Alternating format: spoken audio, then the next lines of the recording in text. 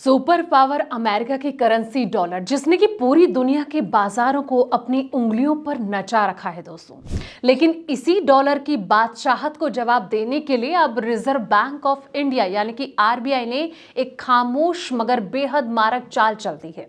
पिछले कुछ समय से भारत से जो डॉलर बाहर जा रहे थे उसे रोकने और वापस खींचने के लिए आरबीआई ने एफसीएनआरबी डिपॉजिटर बैंकों के लिए रियायतों का एक ऐसा जाल बिछाया है जिसमें कि विदेशी निवेशक खुद खींचे चले आएंगे।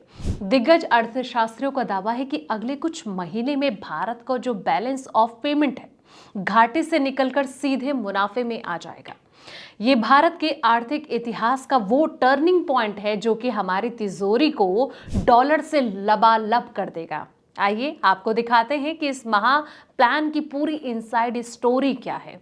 नमस्कार, मैं हूं आपके साथ संध्या विष्ट और आप देख रहे हैं द इकोनॉमिक टाइम्स हिंदी। दोस्तों, भारतीय रिजर्व बैंक के हाल के कदमों से भारत को चालू वित्त वर्ष में 55 से 65 अरब डॉलर का पूंजी प्रवाह आकर्षित करने, रुपए को स्थिर करने और देश के भुगतान संतुलन को सरप्लस में लाने में मदद मिलने की उम्मीद है। भारतीय स्टेट बैंक के आर्थिक शोध विभाग की एक रिपोर्ट में ये कहा गया है कि रिपोर्ट इकोरेप में कहा गया है कि केंद्रीय बैंक के फरवरी और जून 2026 के कदमों को रुपए को स्थिर करने, घरेलू बॉन्ड बाजार को मजबूत करने, अधिक स्थिर विदेशी पूंजी को आकर्षित करने और बाह्य वित्त पोषण में आने वाली जो बाधाएं इनको कम करने के लिए एक समन्वित प्रयास के रूप में देखा जाना चाहिए। अब आरबीआई ने कई कदम उठा दिए दोस्तों। आपको बता दें कि केंद्रीय बैंक ने विदेशी पूंजी को आकर्षित करने और देश के भुगतान संतुलन को मजबूत करने के लिए कई कदम उठाए हैं। इन कदमों में सार्वजनिक क्षेत्र के उपकरणों द्वारा बाह्य वाणिज्य उधार यानी कि ईसीबी को बढ़ावा देने के लिए रियायती विदेशी मुद्रा विनिमय दर अदला बदला की सुविधा शामिल है। आरबीआई ने बैंकों को नए 3 से 5 साल के जो विदेशी बैंक खाता जमा जुटाने के लिए भी ऐसी ही सुविधा दी है दोस्तों।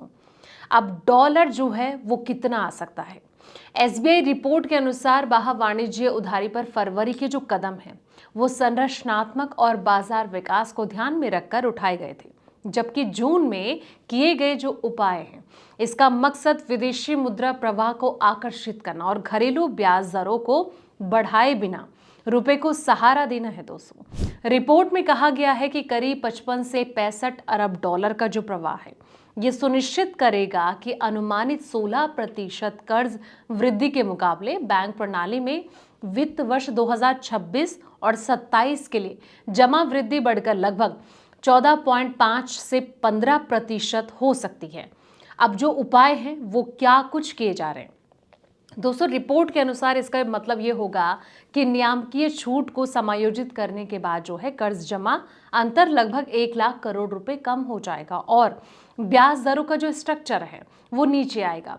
आरबीआई ने डॉलर के मुकाबले रुपए की जो विनिमय दर में गिरावट को थामने के लिए जो है नए एफसीएनआरबी जमा करने के लिए अमेरिकी डॉलर रुपए विदेशी विनिमय अदला बदली की सुविधा जो है वो शुरू कर दी है और ये जमा कम से कम 3 साल और ज़्यादा से ज़्यादा 5 साल की अवधि के लिए होंगे और ये जो सुविधा है वो लागू होती है तो अक्टूबर 2026 तक ये खुली रहेंगी।